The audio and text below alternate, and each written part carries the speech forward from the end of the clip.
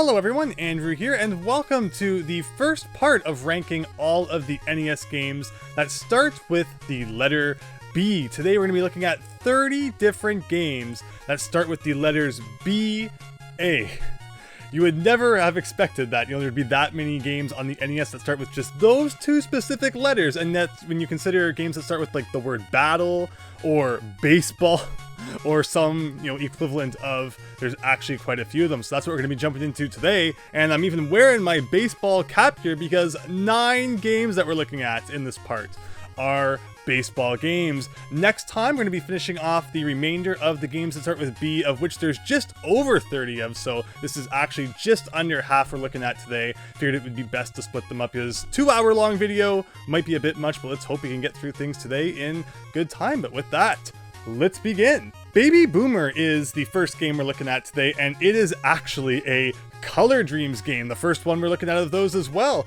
It gets some notoriety points from me because it is actually a Zapper game. You don't see too many of those in the unlicensed category. Perhaps Chiller is another one, but otherwise, Baby Boomer needs to crawl to the end of the level, and you gotta get him there by shooting those things in his path, or if you don't have the Zapper, you can also opt to use a cursor on the screen with the D-pad on the controller. You can also use both at the same time, so you can hand the controller to your friend while you use the Zapper, or vice versa. Or if you're ambidextrous, you can hold the Zapper with one hand and control the cursor with the other, kind of giving you a little bit of an advantage in that regard. I personally found that there were some spots in certain levels where if I placed the cursor in a certain place, just held down the A button with my left hand and then used the Zapper with my right hand, I could get a little bit of an upper hand. But otherwise, very weird game. He goes all the way up to heaven, drops down to hell. It's just so strange, and the best part is at the very end. I'm going to spoil it for you here. I know all of you are probably running out to buy it at this moment, but I'm going to spoil it anyway. At the very end, it teases Baby Boomer 2. So that was never released on the NES as far as I know. Maybe there's a prototype out there, but unfortunately not something we can experience. We can only rate this game based on what it is, and it's a tough one, as I kind of like the fact that it's a Zapper game. It's not the worst one, kind of like Gumshoe, an officially licensed NES black box game.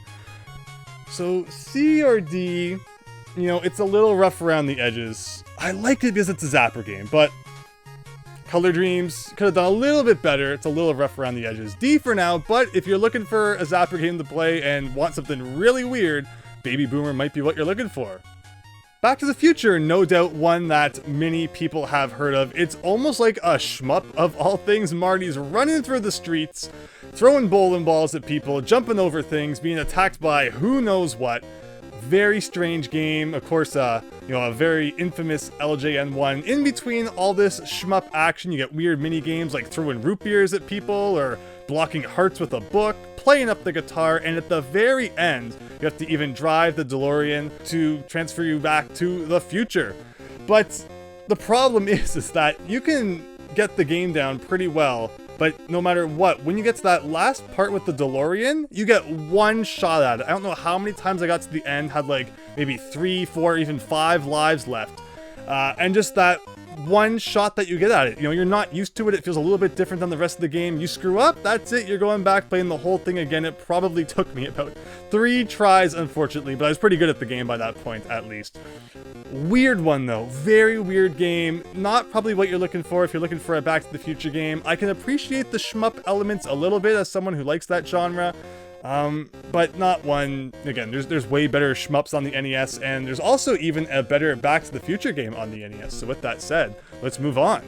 Back to the Future 2 and 3 combined together now. Why they did that, I have no idea. But this game, again, still an LJN game, still very strange considering the source material, but I can appreciate this game a little more. You get this massive world to explore with 3 different time periods to explore it in: 1985, 1955, 2015, and within all these different rooms, which are the weirdest way they're interconnected. I had to draw a map for this one. I had to draw a list of all the different things that you find and where they were located, because you need to travel through all these different time periods and 15-ish rooms in each of them, and find certain items which you then need to transfer back to other time periods into a very specific room unscramble the word, make sure it's the right one, otherwise you lose the item, have to go back and find it again.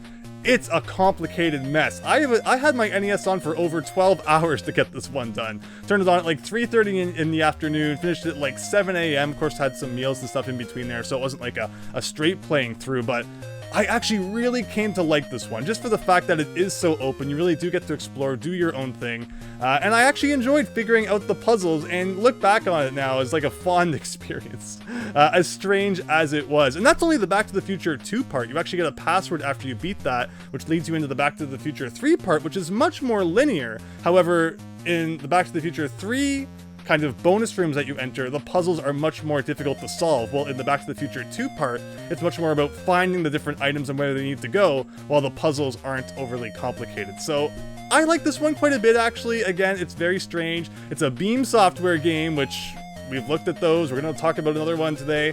I appreciate what's in there, and if you have the time, aren't afraid to leave your NES on overnight or whatever you need to do, you know, there's far worse games on the NES, so I actually give Back to the Future 2 and 3 a B. Bad Dudes is the first Data East game that I beat on my quest to clear all NES games, and Data East was typically a company that took arcade games and, you know, ported them over to the NES. None of their games are like offensively bad, but none of them really hit that super high mark for me either. In the case of Bad Dudes, you got Duke Nukem asking you if you are a bad enough dude to rescue the president. Otherwise, it's just your very typical beat 'em up. There's some good music in here, the graphics aren't too bad, the gameplay's pretty basic. You get that jump spin kick, Double Dragon style, which is pretty nice. But otherwise, there's nothing too memorable in this one. You get limited continue, so you're probably not going to get it on your first try unless you are a beat 'em up or Bad Dudes professional. The last level's like a boss rush, gotta rebeat everyone, extend that game just a little bit longer, but nothing really stuck with me by the time I got to this one. Actually, the one thing that probably stuck with me is the really crunchy, "I'm bad" sound effect that you get at the end of each stage. So that's always good for a laugh, but otherwise, Bad Dudes, there's much better beat-em-ups on the NES. But it's not horrible either, so if it's like the one game at the local store, you just gotta play it, it's average, so C it is. Bad News Baseball. All right, we're diving into the baseball games already, and again, this is the first baseball game that I hit on my NES journey. Not too sure what I was getting into at the time, except once I did, I really enjoyed this game. It was the perfect way to enter the genre. Everything about it's great. The graphics look great for a baseball game on the NES, the gameplay is good, and just the campaign itself within the game. There are 12 different teams, and you pick one of them, and then you face the other 11 teams in any order that you like. After you beat each one, you get a password so that you can continue where you left off, and if you lose to a team, it's alright. Just re-enter that password, get back to where you were, pick a team again, and then once you beat them all, you win the game. So it's a very manageable number of games to play. And again, audibly it's good, gameplay it's good, graphically it's good. No complaints whatsoever, and the fact that it was the first baseball game that I hit was really nice, because there are some baseball games which can probably give you not as good of an impression of the genre, which we're going to look at coming up. But if you are looking for one baseball game to play, even the multiplayer feels great. It's baseball, it better have a good multiplayer mode. Can't complain about Bad News Baseball whatsoever. Made by Tecmo even, same guys who made Ninja Gaiden. It's so good, and again, just if you're looking for baseball on the NES, it's one of the best you can get. It goes into the A column for me.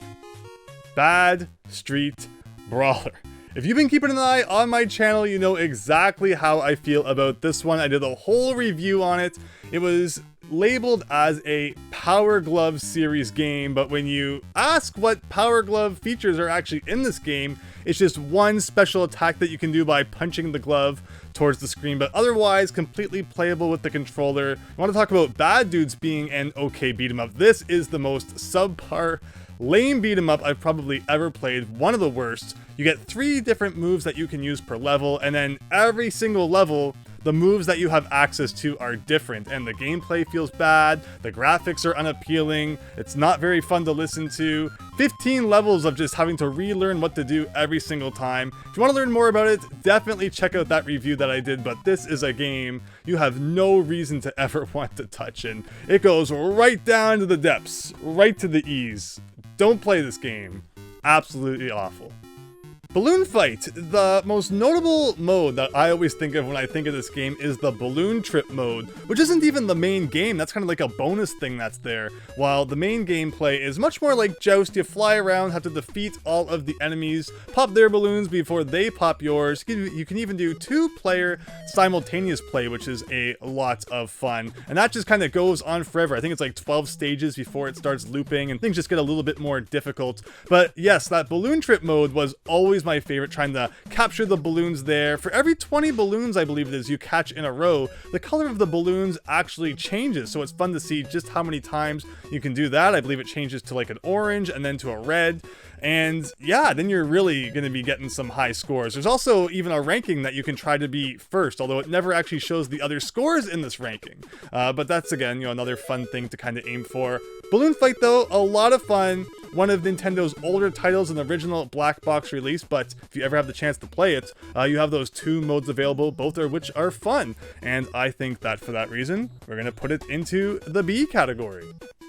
Bandai Golf Challenge Pebble Beach was my introduction to golf games on the NES. Not a sport I've ever played much of, even watched, or never really was the biggest fan of, so it was kind of fun getting into it and, learning the game through this game. It was actually a wonderful one to hit first. Again, just like Bad News Baseball being my kind of real introduction to baseball games on the NES, playing them all the way through, Bandai Golf Pebble Beach.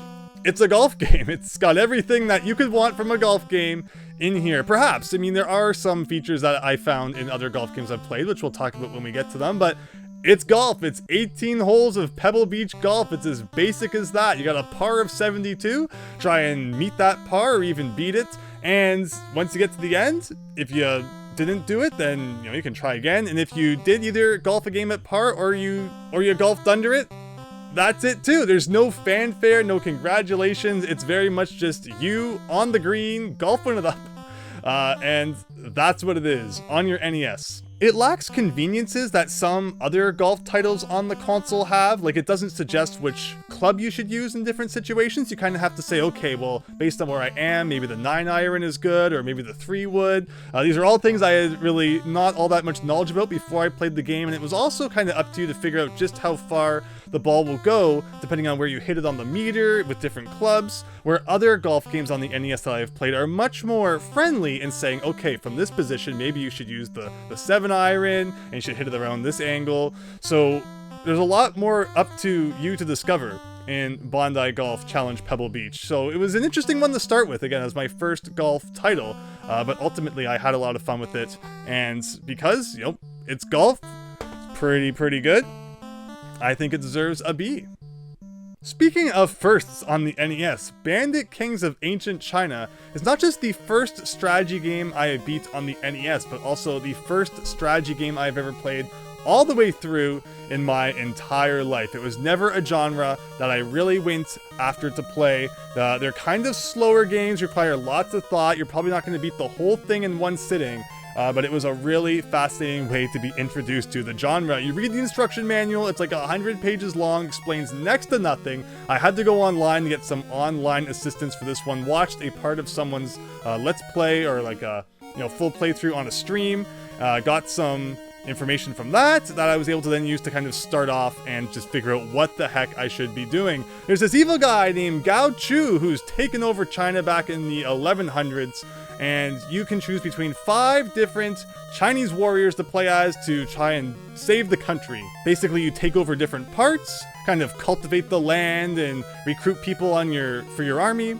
Then you take over other parts of the map until eventually you corner Gao Chu into one, and then you defeat his army too. And that can take a lot longer than that very brief summary might suggest. However, I actually had a lot of fun with it once I figured out what I was doing, and every Koei strategy game I've played since this one, there's always that one day at the beginning where it's like, what am I even doing? So unfortunately, you got to kind of learn it. But then once I do, they're usually really fun games. This one was actually a little bit of a later Koei release on the NES, and has a lot of features that some of the other ones I've checked out so far didn't have. Like you can have up to 5 players on this one, which is pretty neat, where like one I just recently beat, there was no option for that whatsoever. It was just kind of you and you alone. Also different difficulty options, 4 different scenarios here that you can play. However, the scenarios are generally kind of similar. It's just about the different armies will be placed differently on the map depending on the scenario that you choose. But Koei games, always very nice to listen to. They always have great music. They always look very nice. And again, the gameplay, once you figure it out, because it's gonna take you some time to figure it out, I actually really got into it and had a lot of fun. So it's hard for me to rank the strategy games, again, because I haven't played them all, and because it's just a genre that I myself am quite unfamiliar with still at this point.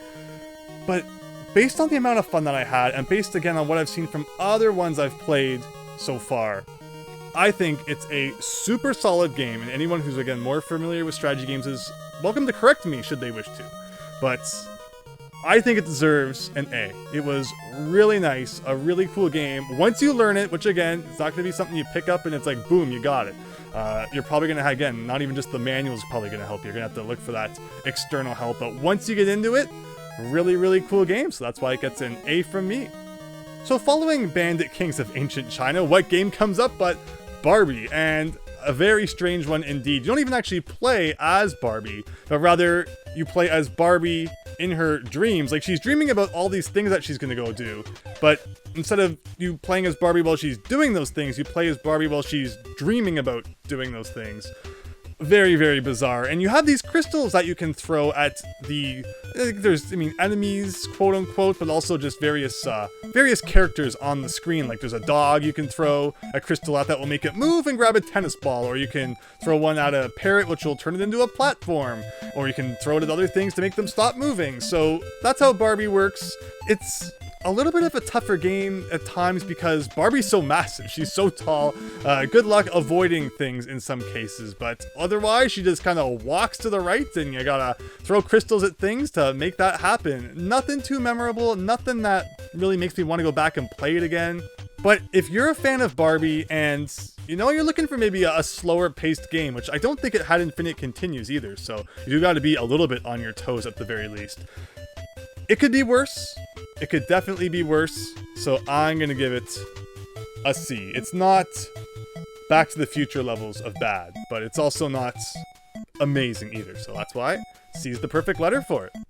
The Bard's Tale, and this was the first RPG that I beat since starting my NES quest, and I loved it. I absolutely loved it. I had never previously been into sort of the first-person dungeon exploration sort of games, but this one really changed my mind about that. You create your own party of 6 people, and they can be whatever class you want, and you can equip them with whatever you want, and then you set off to try and save the city from the evil wizard who's frozen everything over and takes you into cellars, caves, sewers, towers, castles, all over, and it was great, and it had wonderful music. That's a massive part for me when it comes to RPGs, is the battle theme was something I could listen to all day long. So just the fact that every time I got into a battle, I was like, yeah, that theme's gonna start playing again.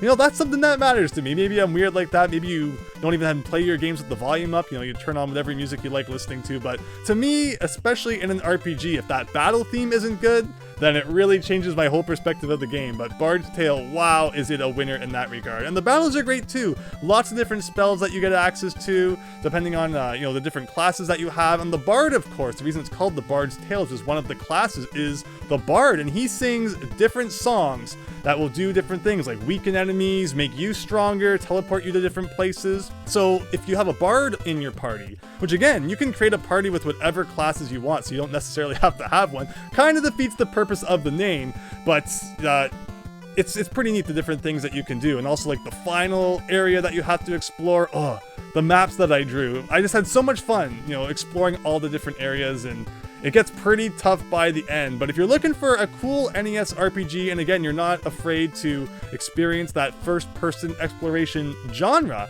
you can have a lot of fun with the Bard's Tale, I think. And for that reason, definitely gets an A from me. Alright, it's baseball time again. Hope you're ready for 8 baseball games in a row. I'll try to make them quick so that we don't spend all day talking about baseball.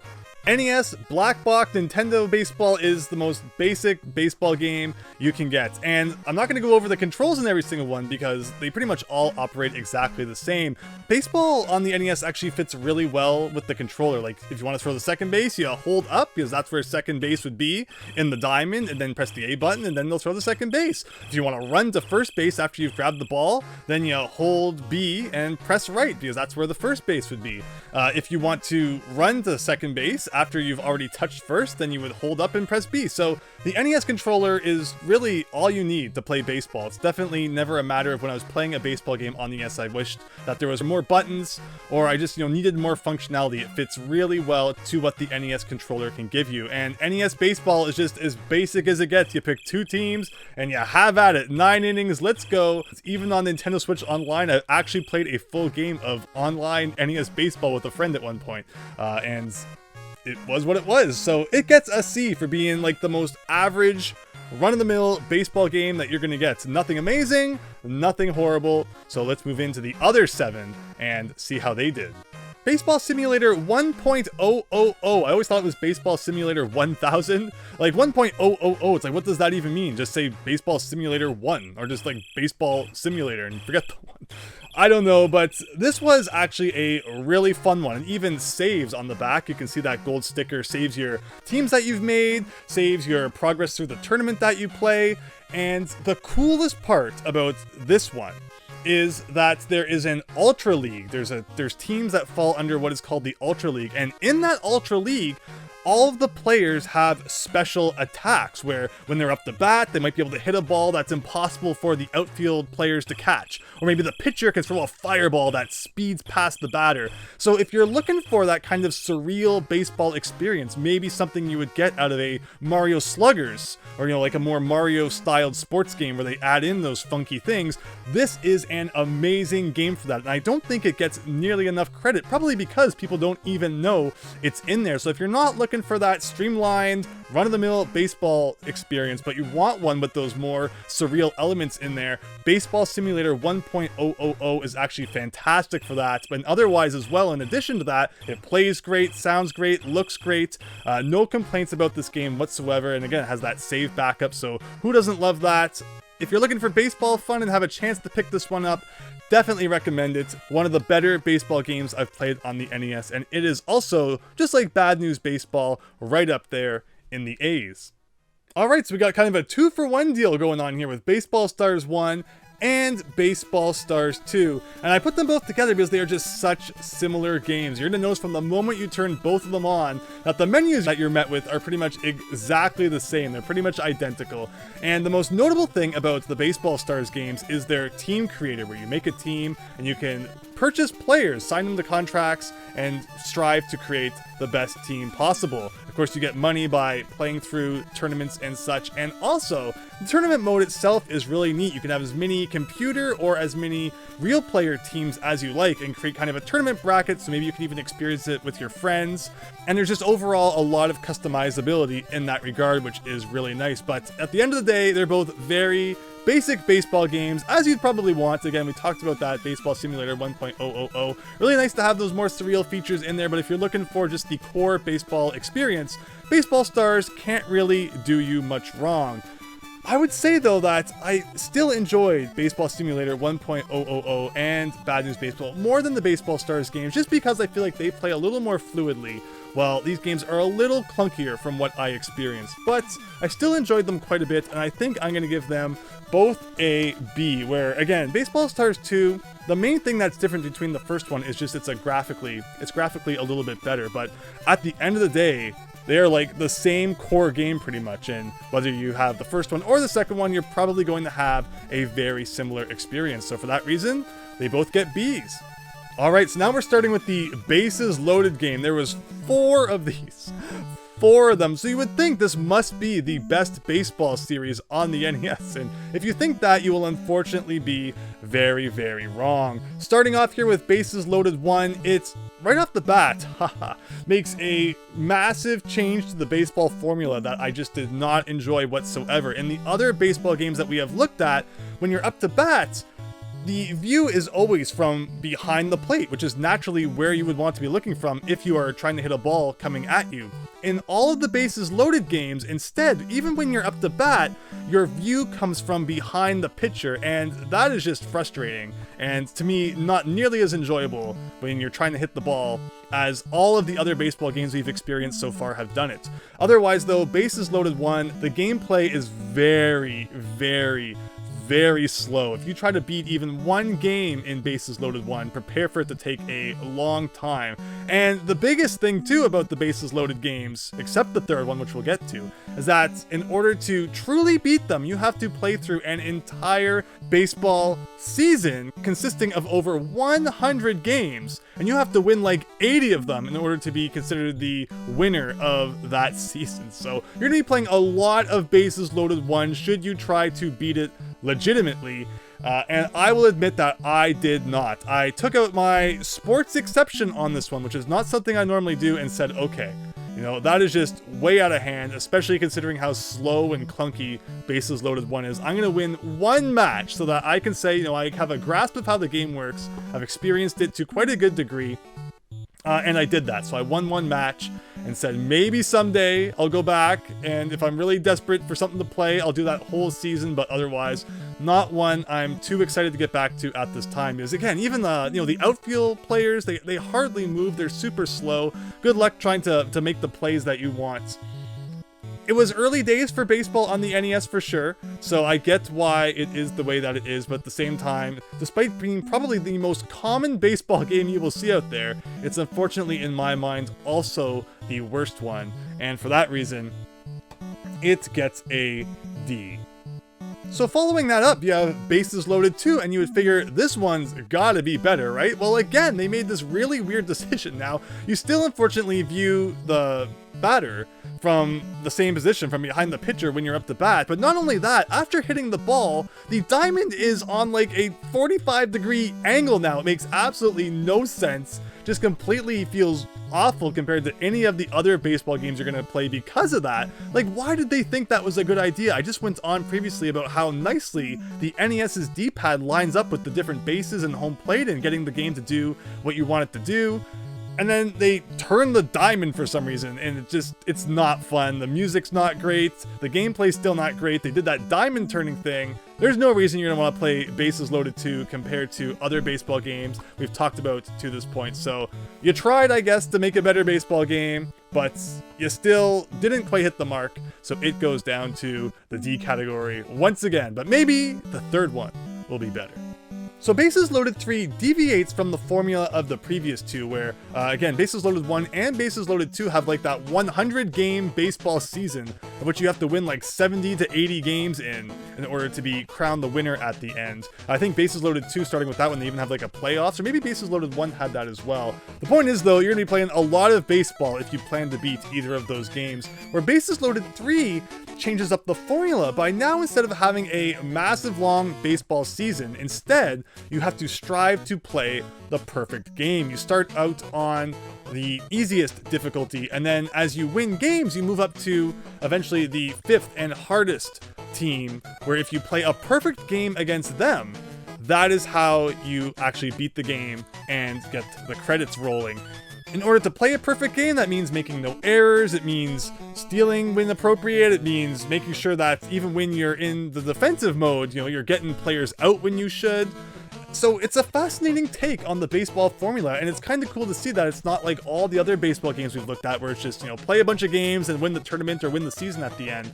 But to strive for that perfection against the most difficult team is actually kind of a neat change up to what we've seen from all of the other games at this point. Bases Loaded 3 is also, out of all 4 of them, my favorite in the music department. I thought it had a really good soundtrack. The gameplay is definitely a step up, despite the fact that unfortunately still has that, even when you're up the bat, you're looking from behind the pitcher, that I didn't really like. And also the diamond now, unlike all the other baseball games minus Bases Loaded 2, where the diamond spreads out from home plates up towards the top of the screen, it's now kind of flipped. Again, because I guess of where you view the batter from, it instead extends down towards the bottom of the screen.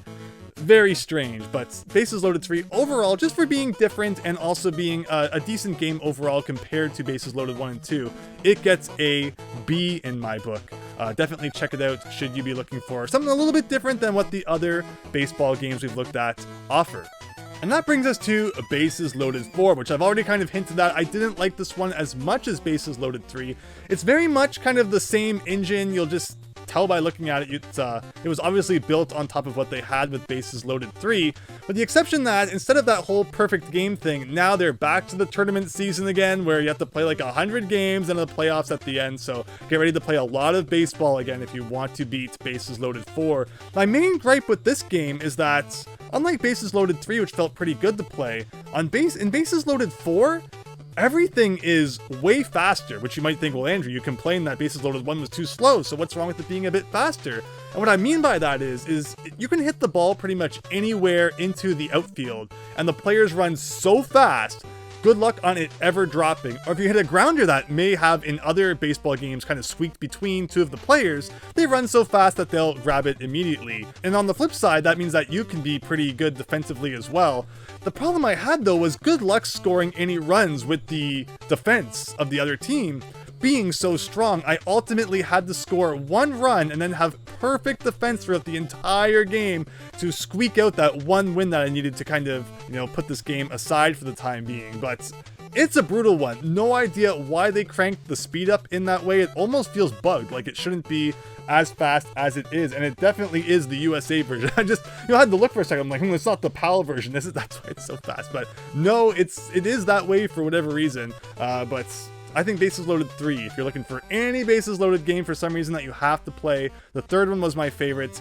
Even the music in that one was better, which is funny because I believe that, again, since it was built on top of Bases Loaded 3, the entire Bases Loaded 3 soundtrack is in Bases Loaded 4, but it's not accessible because they put new tracks into the game instead. So maybe with some Game Genie codes you can get the good old tracks in there. But it gets a C for being, strangely fast for some reason, but it's not the worst baseball game I've played either by a long shot. And with that, we're done with the baseball games. It's funny, you would think that considering there's more Bases Loaded games on the NES than any other series, they would have figured out after 4 games how to make a really good one. And yet, I guess that's just how it goes. But now we're looking at Batman. This is a really fun game. You've probably heard of it before. It's awesome in pretty much every department. The music is phenomenal. Gameplay is great. Probably one of the first NES games to actually have a wall jump feature in it. And considering, it's on the NES, they actually get it done really well. Feels really good to wall jump in this game. Level design is really nice. Just overall, just hardly anything to complain about. If I had to nitpick one thing, it's probably that the weapons aren't that great. The boomerang is probably going to be your go-to. There's the gun, which if you need some really long range, you might pull it out every once in a while. And the dirk, while looking really strong, actually does hardly any damage from what I found. So I don't know what it was about Sunsoft. They really did not know how to make special weapons in video games that are fun to use, as we'll see in other games we look at as we go on. But your basic attack in this game is actually just punching, and as lame as you think that would be, it's pretty satisfying to just use that to defeat your enemies. It's not even that weak. But Batman overall, could not recommend this game enough. Really, really cool. If you've never played it before, highly recommend it. It gets an A from me. Batman: The Return of the Joker, also by Sunsoft, released 2 years after the original Batman. This one is like the original Batman, but on steroids, literally, because everything is bigger. Like the graphics, if you thought they were good in the first game, we're reaching like Super Nintendo level graphics on the NES now. And that also means that Batman's sprite is a little bit bigger to get more detail in there, but I'm personally a bigger fan of NES games with the kind of smaller, 16 by 32 styled character sprites, because I feel like when you get much bigger than that, all that means is that your hitbox is bigger, and that's definitely the case in Batman: Return of the Joker. While it looks really, really nice, I think it suffers a little bit in the gameplay department because they put so much focus on how it looked. Also, audibly, I think the first game probably takes the cake, level design as well, but it plays pretty similarly to the original Batman, just again, everything's bigger and more graphically advanced. So if you have to play any Batman game on the NES, definitely the original Sunsoft one is what I recommend. However, this one, not too bad either. It definitely gets a solid B. So in case 2 Batman games on the NES wasn't enough, we now have a third one with Batman Returns, except instead of being a Sunsoft game this time, it is actually made by Konami, who had previous beat-em-up experience, because yeah, it's not even a platformer this time, it's actually a beat-em-up, and a pretty fun one at that. My favorite part about Batman Returns is probably the soundtrack. It's really, really good. Otherwise, though, it kind of follows the story of the Batman Returns movie, which it would naturally be based off of.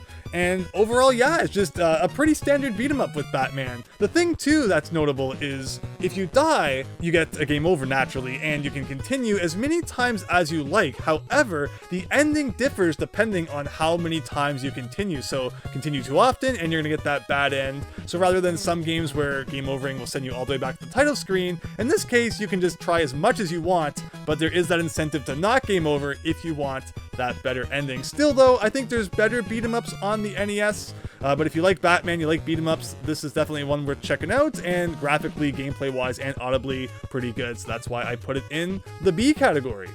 Battle chess. It's chess with some battling going on, so if you like chess and you want to play chess on your NES, this is definitely one that you can pick up to accomplish that. What makes it special is that as you move the pieces around the board, whenever you would normally defeat one of them, you get kind of like an animation of that happening, and it takes like 500 billion years. It's super slow. So if you're not super into the animations and extra pizzazz that Battle Chess adds in there, you can actually change to 2D mode, which is just your most basic run-of-the-mill, moving the pieces around the board without all of the extra flair. Has different difficulty levels, will even recommend different moves that you should make, so if you're more of a beginner to chess, can kind of help you out in that regard. But at the end of the day, that's it. It's chess with some animations that you can turn off if you want to. And depending on whether you like chess a lot or you're not a big fan of it, it could kind of go into different places, because that's just what I do. I look at it as a chess game, considering the whole animation side of it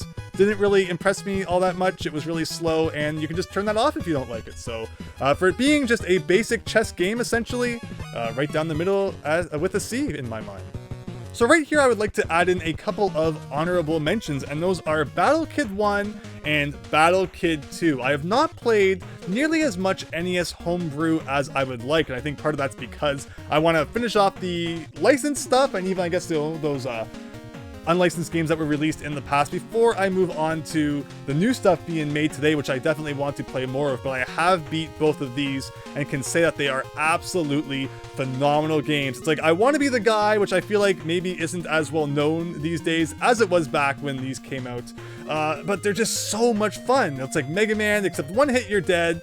And it's also Metroidvania in the sense that you have to find different power-ups which allow you to access different areas of this open world map. Battle Kid 1 already did a phenomenal job creating that base experience, and Battle Kid 2 improves on it in pretty much every single way. They leave a little bit to be desired in the graphics department, particularly the first one. Second one definitely improves in that regard because it was CivX.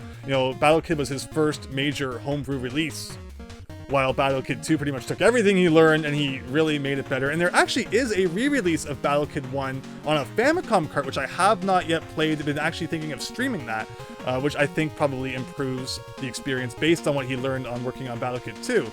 But these are just both so much fun. Wanted to throw them out there because while obviously, they're not necessarily included in all the games that I had to beat, I have beat them, really love them, and if I had to rank them, Battle Kid 1 would definitely be an A, and Battle Kid 2 would definitely be an S. So keep that in mind should you be looking for any NES games to play and you're not against entering, the homebrew scene there. And again, want to play more homebrew stuff in the future. Just kind of need to get, a few hundred more games on this shelf done first, and then I think I'll be in a position where I'm prepared to do that. But otherwise, let's move on. 5 games to go, and next on the list is Battleship. You know, that board game where you put the pegs into the board and you got your friend there and you sunk my battleship and all that. You'd think that an NES version would be pretty cool until you realize there's no multiplayer in this game. It's all against the computer. I guess the problem with multiplayer would be that you could see the screen and that might reveal where certain things are, but I feel like they could have made it work. But if you're into playing Battleship against the computer, then this is the game for you. It's like over 30 different stages, and as you proceed through the game, you actually get different weapons which you can use to attack the enemy's board. It's not just picking one space at a time, but you get different missiles that cover different areas. So it adds a little bit of an interesting twist in that way. But otherwise, it's just Battleship over and over and over again, and the music's pretty good. There's like the one track that plays on every single stage, and it's pretty catchy. But yeah, it's Battleship against the computer. Probably not one you're really going to need to play all that much these days, considering there's no doubt actually online Battleship available at this point. I like the different attacks that you get.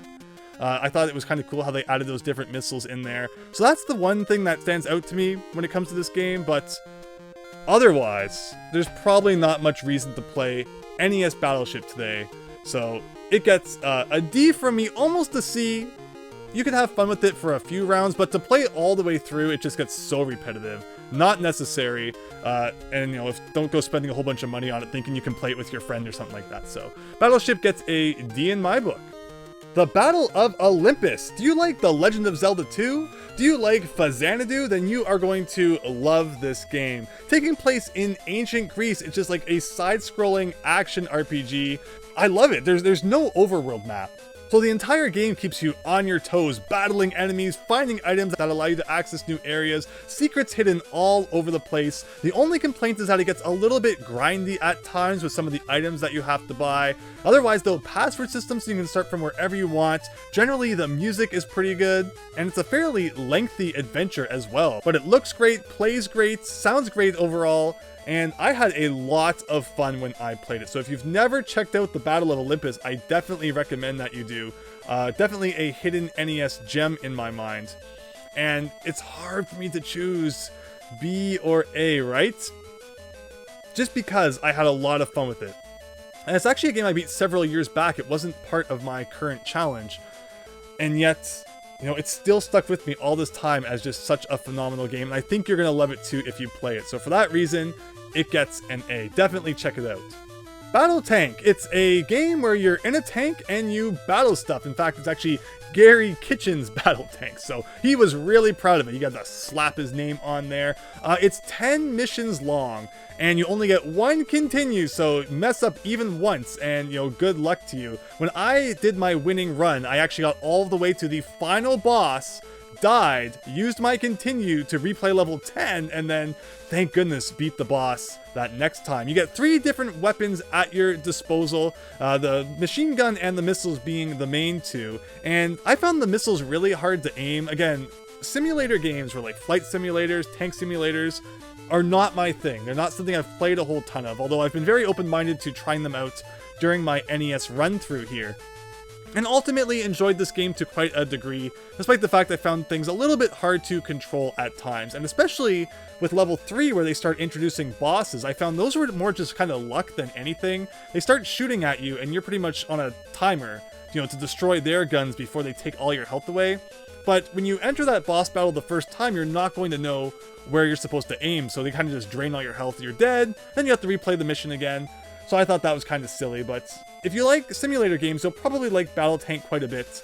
But again, not really my cup of tea, and I thought there was room for improvement as well. So for that reason, Battletank gets a C. Not horrible, but not the most amazing thing I've played either. Battletoads, I made a whole 40-minute video talking about this one, and the fact that the turbo tunnel is not the worst thing you will ever play by a long shot, and definitely not the worst part of this game, despite the thing it's probably that most people think about when they think about Battletoads. So if that's the part you got stuck at, definitely watch my video, beat that, and then get to experience the real jank that this game has to offer with cheap deaths, blind jumps, just weird stuff going on later into the game, but I kind of love it as well. Graphically, it's nice. Gameplay, not too bad. the music is kind of a letdown to me a little bit. Like, you know, it's rare. You know, you figure like, oh my god, gonna have the best soundtrack. But I found it was kind of subdued for the action elements that this game has. It was very kind of slow paced and quiet. It didn't really get me all that into the action, despite some of the tracks like the Turbo Tunnel, for example, or the Volcano, which I thought definitely were some of the standouts. And Rat Race also definitely gets you into racing that darn rat. But if you want to know more about Battletoads, definitely check out my 40-minute review about it, because there's no way I could fit everything that there is to say about this game into this kind of, you know, few second segment here. But despite all of its kind of quirks and, you know, shortcomings, I still think that they did a lot right, to the point where it deserves a B. But the last game that we're looking at today is Battletoads Double Dragon, and this game does all of the things that the original should have. Wow, is this a phenomenal game. And if this had been the first Battletoads game, rather than this, I wonder how people may have perceived the series differently. So yeah, Battletoads Double Dragon, it's a crossover with Double Dragon. Also, Billy and Jimmy are selectable characters, or you can play as the Battletoads. Although overall, regardless of who you choose, the gameplay is very much more closer to the Battletoads style of gameplay rather than Double Dragon gameplay. So this is essentially like a Battletoads 2 on the NES with some Double Dragon elements and characters and enemies added in. Unlike the original Battletoads though, there are a lot more beat 'em up elements, a lot more emphasis on those beat 'em up moments rather than the over emphasis that the first game for some reason had on platforming and vehicles. The turbo bike actually shows up here in Battletoads Double Dragon, but it's much simpler, much easier, and you actually do some fighting on it too, which is kind of cool. But graphics wise, gameplay wise, music wise, again, you know, that first Battletoads didn't really do it too much for me in regards to music. This game improves significantly, really gets you into the game. It's just so much fun. It doesn't drag on, doesn't have all those cheap moments. I highly, highly, highly recommend Battletoads Double Dragon if you're ever looking for a beat 'em up to play with a friend or even just on your own. Really great game. Again, it's not pure beat 'em up, still has some platforming and some other vehicle elements in there, but balances it and handles it much, much better than the first one did. Easy, easy, easy A in my book. But with that, including those Battle Kid games I touched on briefly, that's 30 games on the NES to start with the letters B and A. And next time we're gonna finish the 30 or so B games that start with B, followed by another letter. Hope you enjoyed that. Definitely a little more balanced than the A games were. A lot of just kind of average games there, where once I got to B, I started enjoying a lot of the games a lot more. And as we'll move on through the letters, I think you'll see that, you know, this trend hopefully continues. But let me know what you think about these games down in the comments below, and hope you look forward to the next part when we add in the rest of those games that start with B. So thanks and take care, everyone.